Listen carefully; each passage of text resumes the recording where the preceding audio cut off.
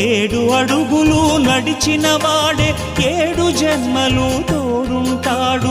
భర్తగా నిన్ను భరించువాడే బ్రతుకు దీపం వెలిగిస్తాడు. అతని హృదయం నాటి చరామి, అగ్నిహోత్రమే అందుకు హామీ. అతని హృదయం నాటి చరామి, అగ్నిహోత్రమే అందుకు హామీ. తెంచుకుంటే తెగిపోతుందా దేవుడు వేసిన బంధం?